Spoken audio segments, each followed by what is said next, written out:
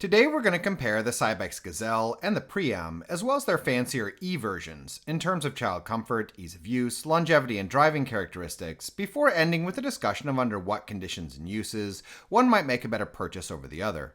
And starting off with the Gazelle, the basic version clocks in at 12.9 kilos, while the E-Gazelle is 14.7 due to the added weight of the motor.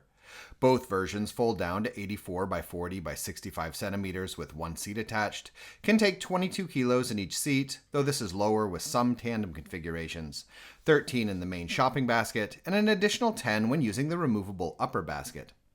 Looking at child comfort, the Gazelle has Cybex's adjustable Lux seat design, with a nicely upright position and a newborn acceptable near-flat recline. While size-wise, the seat measures 28 centimeters in width and has a length for the sitting surface of 90, meaning the combined lengths of the backboard, baseboard, and leg rest, as well as a longer length of 116 when raising the canopy to its highest position and using the front frame mounted footrest with the seat in the lowest position.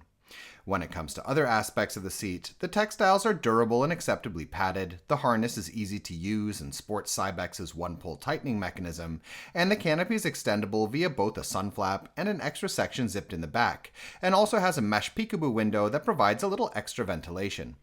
For the newborn period, in addition to using the seat fully reclined, Cybex has a bassinet available for the Gazelle, as well as adapters that are compatible with a variety of car seats, and the E version also has a rocking function as one of its powered features. Lastly, the Gazelle is of course tandem capable, with the ability to attach a second seat, as well as an extra car seat or bassinet. Moving on to parent comfort, the Gazelle's handle is adjustable between 99 and 110 centimeters, while the storage basket is large and easy to access. The additional higher storage basket can occasionally be useful for shopping, though it does make the model front heavy with how you then have to mount the seat, and isn't a setup that one would want to use all the time in my opinion. When it comes to folding, the Gazelle can be folded down as a single standing piece, with the seat facing either forwards or reversed, and can also be folded with two seats attached, provided that they're in the right facings. All of the mechanisms involved can be activated with one hand, though do note that this is a large and heavy stroller, and most people will need two hands when it comes to lifting and carrying. As far as how the model feels to use, the Gazelle has a solid, durable feel, but it's also quite rigid, and the suspension is pretty stiff, meaning that even though it has decent-sized wheels and can handle stuff like broken sidewalks, dirt roads, and gravel, it's apt to feel somewhat jittery if the going gets rougher than this, and isn't a model that I'd recommend using too much off-road. In addition, it's relatively long front to back, especially in tandem mode, which makes it harder to steer, while the added frontal weight when using it with two children makes it really heavy to tip, as one must do when ascending curbs, for example.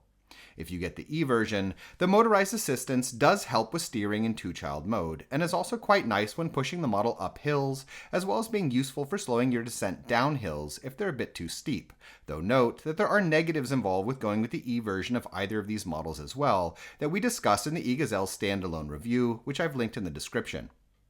Alright, let's move on to the Priam, which weighs in at the same 12.9 kilos for the basic version, or a heftier 15.2 for the E version, and folds down to a slimmer, though also taller, 85 by 60 by 31.5 centimeters with the seat attached. It can take the same 22 kilos in the seat, but only 5 in the underslung storage basket. When it comes to child comfort, the Priam has its own, somewhat better version of the Lux seat frame that's adjustable between both an equally upright position, as well as a similarly newborn acceptable recline. Size-wise, the Priam seat is a little wider, at 30 centimeters, and is significantly longer in terms of its sitting surface, at 105, where it has a deeper baseboard by 3 centimeters, a longer leg rest, 25 versus 20 centimeters, and most importantly, a taller seat back, 54 versus 47, that provides head support in the reclined position much longer than with the Gazelle. That being said, unlike the Gazelle, the Priam's canopy is not raisable, and the model lacks a proper front frame mounted footrest, which gives a slight advantage to the Gazelle for total length when it comes to seating an older toddler with the seat fully upright and facing forwards. As far as other aspects of the seat are concerned, the Priam's textiles have a more premium feel than the Gazelle's in my opinion, and are also well padded, while the harness is functionally identical, despite having flashier detailing, and the canopy stretches a little deeper and similarly sports a mesh peekaboo window. For the newborn period, in addition to also having a newborn acceptable recline, like the Gazelle, the Priam also has car seat adapters available that are compatible with the same range of brands, can mount the Lux bassinet, and the E version sports the same rocking function. Moving on to parent comfort, the Priam's handle has a slightly lower range of height, from 98 to 108 centimeters, while the shopping basket is smaller than the Gazelle's and also more blocked off, though does have the ability to close in the back, which some people like. When it comes to folding, the Priam also has one-handed folding mechanisms and similarly self-stands when folded. It's a little easier to lift by the protruding handle, though its identical weight makes it similarly cumbersome to carry longer distances.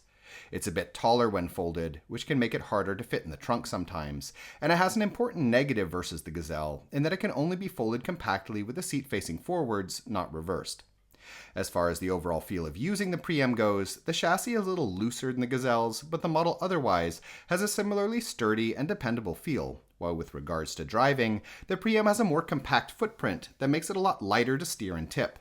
Suspension is slightly more noticeable on the Priam, making it a little lighter and springier feeling, and the wheels are similarly sized, 7.3 inches in the front and 12 in the back. Though, like the Gazelle, it's still a bit uncomfortable over really rough ground, such as old-style cobblestones, and wouldn't be my first choice for off-roading.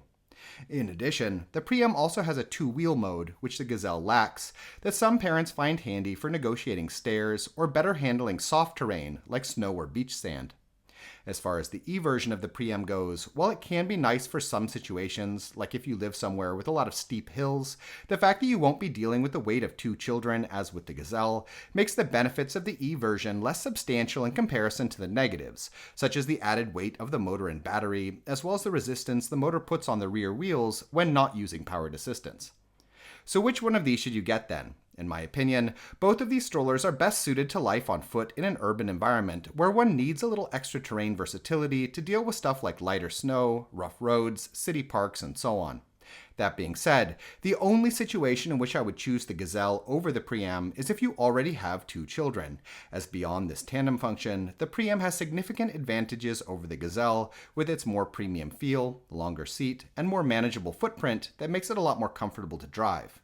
With the E versions, as I already noted, there's a bit more benefit in having powered assistance with the Gazelle for dealing with the weight of two children, while other than this, I personally consider the added cost and the durability negatives of adding motorized components as not really worth it with either model unless you're of slighter build or have specific reasons for needing motorized assistance. In any case, we hope you found this video interesting, and if you did, please subscribe, as a sort of support really helps us to continue making videos in the future. If you'd like to know more about either of these models, we have standalone reviews that go into a lot more detail, and links have been added in the description. In addition, if you're currently shopping for a stroller, we have a buyer's guide on our Patreon page which lists a wide range of models that we recommend, with a lot of technical and lifestyle related information. You can find it by following the link in the description as well. Thank you.